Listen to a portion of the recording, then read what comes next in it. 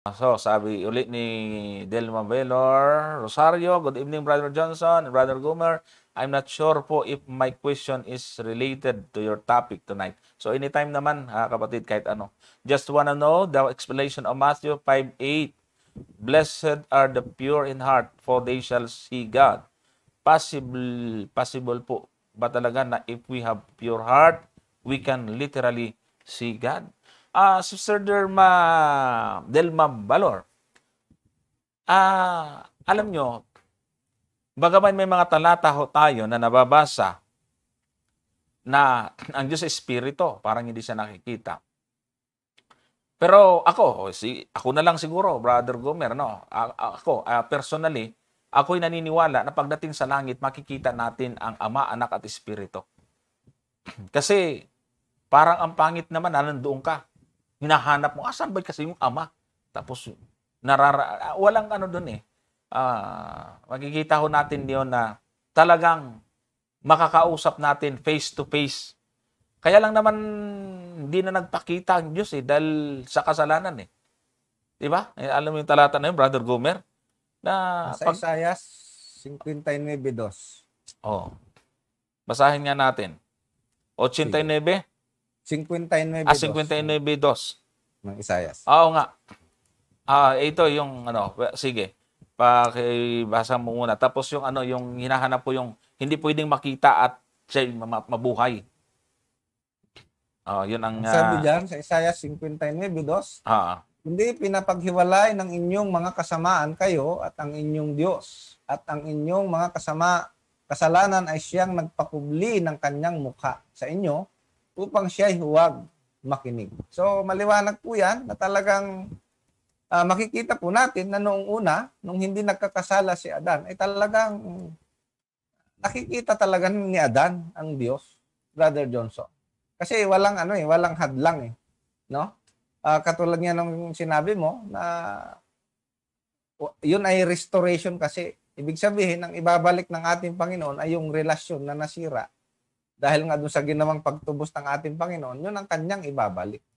Kaya maniwala po tayo doon sa sinabi ng ating Panginoon na mapalad ang may malilinis na puso sapagkat makikita nila ang Diyos. So, ang ating Panginoon ang nagsalita niyan. So, ako'y mula sa aking puso, Brother Johnson, naniniwala na yan ay mangyayari. Ayan. At ito nakita ko po yung talata, no? Yung nagpakubli, sabi niya doon sa binasa ni Brother Gomer, nagpakubli yung kasalanan. Kaya sabi po dito sa Exodus 33, siguro simulan ko sa 19 hanggang 20.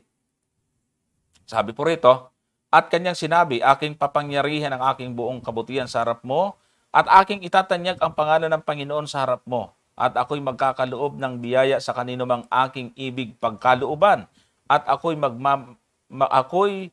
magmamaawain sa kanino mang aking ibig kaawaan.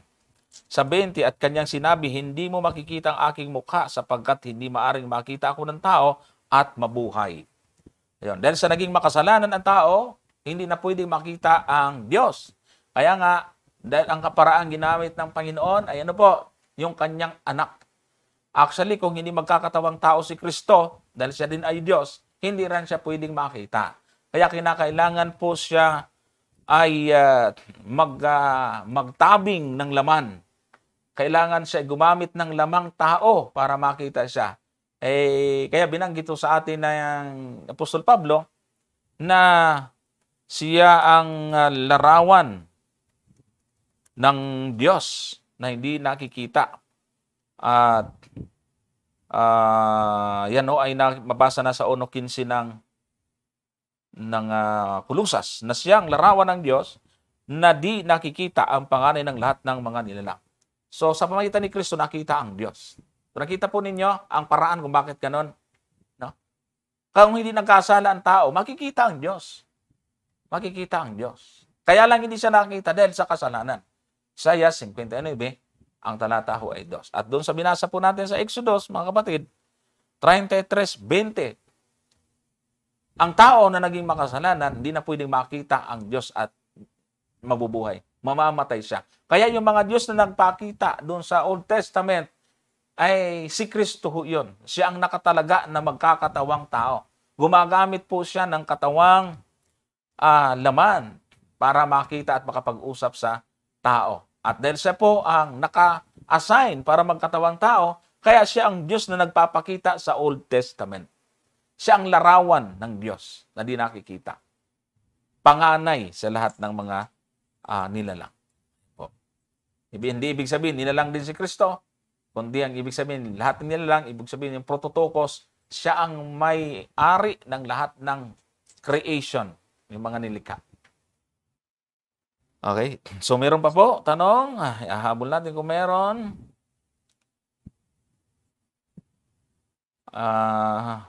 Tumatawag yung Juan de los Santos ay hindi ho po pwedeng sa messenger. Maganda po kayo ay tumawag sa ano. Ito po yung nagtanong kanina. Ayan. Mula naman kay Erbani ang guling. Hindi po napag-aralang mabuti kasi walang SDA na maliligtas sa mga gawa ng batas ni Moises. Galatia 3:10 at 12. Kapatid na Erbani ang guling, wala talagang maliligtas sa batas. Ano ka ba? Kahit batas ni Kristo, hindi makakapagligtas niyan. Kasi ang nagliligtas Diyos. Sana ay itanim nyo po sa isip nyo yan kasi paulit-ulit na ho natin sinasabi. Wala hong nagtuturo at walang matinong, ay iwan ko sa iba. Sabagay, mayroong akong nakadibata ditong dating dan eh. Pinatutunayan ko 10 utos dapat sundin. Bago natapos ang debate, siya na yung pro-utos eh. Kasi naniniwala pala siya na may utos na makapagliligtas.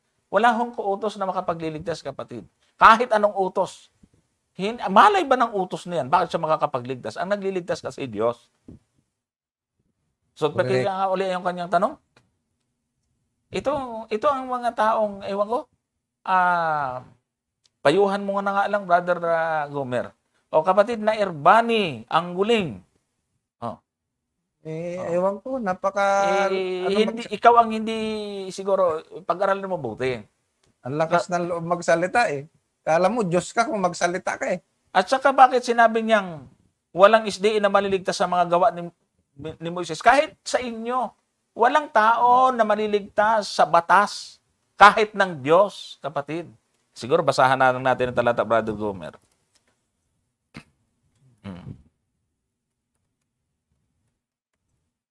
Ayan. So, ito, unang basahin nun natin. Sa Roma 3:20, sabi rito, sapagkat sa magitan ng mga gawa ng kautusan ay walang laman na aariing ganap sa paningin niya. Sapagkat sa magitan ng kautusan ay ang pagkakilala ng kasalanan. Kahit anong utos, kapatid, hindi yan makapagliligtas. Sa bagay, hindi natin sila pwedeng sisihin dahil tinuruan kasi sila ng mali na ang Adventist daw ay nagtuturo na ililigtas sa pamagitan ng kautusan at batas ni Moises. Wala naman kaming tinuturong ganoon. Ganito po ang ating gagawin, mga kapatid, mga kaibigan, kasi kawawa naman tong mga taong ito eh. Naawa ko. Pinaniwala kayo ng kung sinong pinapakinggan nyo na may ganong doktrina ng Adventist. Wala. Walang ganyan doktrina ng Adventist. Ito ang doktrina ng Adventist, pakinggan mo. 2:8 ng hanggang 9 ng Efeso. Sapagkat sa biyaya kayo nangaligtas sa pamamagitan ng pananampalataya at ito'y hindi sa inyong sarili. Ito'y kaloob ng Diyos. Hindi sa pamamagitan ng mga gawa upang ang sino man ay huwag magmapuri. Ako naniniwala, Brother Gomer, na kung ito ay, malamang ito ay ni Soriano. Si Soriano nagtuturo na ang kautusan nakapagliligtas eh. Pero hindi yung kay Moises, kundi yung kay utusan ni Kristo. Yun ang mali. Kasi itong kautusan dito, na binabanggit ito, kautusan to ni Kristo. Pero walang aariing ganap para ang tao ay hindi magyabang o hindi magmapuri. So yun ang nasa Biblia, kapatid, Kahit kautusan ni Kristo, hindi yan magpagliligtas. Si Kristo ang magliligtas, hindi yung utos niya. Kaya, dapat maintindihan po ninyo yon. So, ang kailangan po talagang mag-aral ay kayo, hindi ho kami. Oh, so, yun po ating sagot. Nanonood ba yan sa ngayon, Brother Johnson? Ha? Or tinext lang ba yan? Or ngayon yan? Ngayon lang yan. Ngayon lang to nakita ni Brother Erwin doon sa comment. Comment? So, nanonood sa ngayon? Nanonood siya. Kung nanonood sa ngayon, gusto kong itanong sa kanya kung kailan siya naging Diyos. Kasi, kung talagang kayo po ay matino, no, ay hindi ho kayo magsasalita ng ganyan kung kayo nasa tamang kaisipan. Kung talagang kayo nag-aaral ng Biblia, wala pong matino na nag-aaral ng Biblia na sasabihin niya yung kanyang kapwa-tao hindi maliligtas. Diyan pa lang ho, ay nagpapatunay na kayo ay walang alam. Kaya wag na po kayong magpalalo sa inyong sarili. No? Ay kapalaluan po yung inyong sinasabi na ang sasabihin nyo walang maliligtas sa SDA. Ano, Diyos ba kayo? Para magsalita kayo ng ganyan. Hindi ho ba? Nakakalungkot. Nasasabihin nyo kayo sa Diyos, pero yung ugali ninyo hindi naman sa Diyos. Hindi ho ba? Hindi ako nagagalit, pero yung inyong pananalita kasi ay hindi talaga nagpapakita ng ugaling Kristiyano. Hindi ho ba? Kami ay nagtuturo dito at nagbabasa kami ng talata at wala kaming sinasabi na yung ibang relihiyon ay hindi maliligtas. Pero kayo na nagpapakilalang kayo sa Diyos, abay mas magaling pa kayo sa Diyos. Ano bang sabi ni Pablo, Brother Johnson? Unang Korinto 4:5. Ito ang sabi ni Pablo para matuto ka, kapatid. Ang sabi niya, kaya nga, huwag muna kayong magsihatol ng anuman hanggang sa dumating ang Panginoon na siya ang maghahayag ng mga bagay na nalilihim sa kadiliman at ipahahayag naman ang mga haka ng mga puso at kung magkagayo ang bawat isa ay magkakaroon ng kapurihan sa Diyos. Sino kayo para humatol? No? Ay magsisiyo kayo sa inyong mga pinagsasabi. Hindi ho tama yan Pag-aralan nyo muna yung sinasabi nyong talata bago nyo ho ipangaral. Dahil tinitiyak ko po sa inyo, mali yung inyong unawa dyan sa talata na yan. Ano ba ang tinutukoy niyong kautusan ni Moises? Kung nandiyan ka, mag-comment ka. Hala nga. Alam mo bang kaya mong patunayan niyang sinasabi mo? Hindi ho ba? Kasi medyo kasi itong mga ganito, Brother Johnson, of course, naunawaan natin, pero yung mga ganitong pananalita, ay pagpapalalo sa sarili, nakala mo ikaw ang nakakaunawa. Kailan ka naging Diyos? Sige nga. Para sabihin mo na walang SDA na maliligtas. Tawag ka kaya? Sige, Brother Johnson. Opo. Ito sabi ni Juan de los Santos Villadori. Idadagdag ko na lang po ang tanong na ito. Si Adan ba ay nangilin ng Sabat? Dahil ang ating pansinin, unang ginawa si Adan. Kaya sa Sabat, may mababasa ba na sitas na nangilin ng Sabat si Adan? Ayan po. So, kapatid na Juan de los Santos. Hindi ko alam kung babae. Lalaki lang siguro nilagay niya sa kanyang profile kasi ang kanyang profile ay lalaki. Pero kanyang pangalan ay babae. Sige po. Ano sabi niya? May mababasa daw ba na si Adan ay nangilin ng Sabat? So ang sinasabi niya, parang pag wala kang nabasa na si Adan ay nangilin ng Sabat, hindi nangilin ng Sabat si Adan. Hindi naman, Brother Gomer, siya ay siya po ay nagsusuri at maayos na nagtatanong na gusto niyang malaman kasi maayos yung kanyang tanong hindi naman siya kumokontra. Actually, nagpapasalamat siya na nasagot natin siya. Dadagdag lang niya dahil nga kung ating papansinin unang ginawa si Adan. Kaya sa Sabat, kaysa Sabat. Kaya ang tanong lang niya, may mababasa ba tayong sitas na nangilin ng Sabat si Adan? Kasi siyang unang ginawa bago ang Sabat Tama. Pero yun nga, Brother Johnson, makikita kasi natin doon, kaya nga si Adan ang unang ginawa bago ang Sabat. Kasi ang sabi ng ating Panginoon doon sa Marcos 2, ang talata ay 27, ito yung tamang ano talaga rito sa talatang ito. Ang sabi po doon ay ganito, kapatid. 2, ang talata ay 27 po. Sabi niya, ginawa ang Sabat ng dahil sa tao. So ang ibig sabihin, Brother Johnson, yung tao muna ang ginawa bago yung Sabat. Kaya ang sabi rito ng ating Panginoon mismo, ginawa niya yung Sabat ng dahil sa tao. At di ang tao ng dahil sa Sabat. At hindi yung tao ng dahil sa Sabat. So, dito sa talatang ito, kapatid, ay maliwanag na talagang ang inunang gawin ng tao ay ng Diyos ay ang tao. At para sa benefit ng tao, no? Para sa kapakanan naman ng tao, ay ginawa ng Diyos ang Sabat. Brother Johnson. No? Kaya nga, papaano ginawa ng Diyos ang Sabat? So, titingnan po natin dun sa Genesis 2, Brother Johnson. Okay. Sa Genesis 2 po ay ganito yung ating mababasa. Ang sabi niyan sa 1, at nangyari ang langit at ang lupa at ang lahat ng natatanaw sa mga iyon, at ng ikapitong araw ay nangyari ng Diyos ang kanyang gawang ginawa. At nagpahinga ng ikapitong araw sa madlang gawa niyang ginawa. Sa verse 3, at binasbasan ng Diyos ang ikapitong araw at kanyang pinangilin sapagkat siyang ipinagpahinga ng Diyos sa madlang gawang kanyang nilikha at ginawa. So ito yung pangyayari, Brother Johnson, kung papaanong ginawa ng Diyos yung Sabat. At ito ay kanyang ginawa para dun sa tao na kanyang nilalang. At maliwanag na ang unang tao na kanyang nilalang ay si Adan at si Eva. That's why itong Sabat na ito ay talagang ito ay ginawa niya para kay Adan at kay Eva, Brother Johnson. Ayan, tama po yan mga kapatid. Kung lilinawin ho natin yung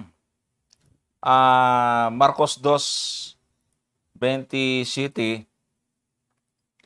na ginawa ang Sabat ng dahil sa tao, ang tao ho dyan ay anthropos na walang limitasyon. Kaya yung unang tao, nung gawin ang Sabat ay si Adan at si Eva. Actually, sila ang unang-unang nakinabang sa Sabat. Sabi ng iba, mali na kasi pahinga ka agad. Yun ang kanilang pamilupos-supong paraan. Ibig sabihin sa unang-unang araw ng buhayin sa Adan at si Eva ay kapiling nila ang Diyos sa araw ng Sabat. Wala namang trabaho kasi sila nung araw, nung panahon yun, hindi pa sila nagkakasala. No. Kaya merong mga namimiloso po, ang Sabat sa panahon ni Adan at si Eva, hindi nila ikapitong araw yun. Tama naman. Bakit? Nanatili bang ganun ang kanilang sitwasyon? Nung sumunod na Sabado. Di ba? O yun ang ikapitong araw ng Sanlinggo. So, ibig sabihin, yung tao ho dyan, kasama po yan si Adan at si Eva at sila ang unang nakinabang ng Sabat. Ngayon, ang masasabihin po ninyo, may mababasa ho ba tayo na nangilin sa Adan at si Eva? Ito nga, tao sila eh. Yan ang mababasa ho natin. At tandaan ho natin, kapatid, na ang Genesis ay book, hindi book of law. Hindi siya aklat ng kautusan. Kaya wala kang mababasang mga set of laws nandyan. Ang may mababasa ka sa Genesis ay yung mga individual na mga kautusan. Pero may diwa ng mga palatuntunan at mga kautusan at mga bilin. Yun nasa 20 at sa Genesis 26:5 na ginawa ni Abraham. Pero yung mga individual, yung pagdidetalye sa mga kautusan, doon niya sa Exodus, Leviticus, Bilang at Deuteronomio. So, yan ho yan, kapatid.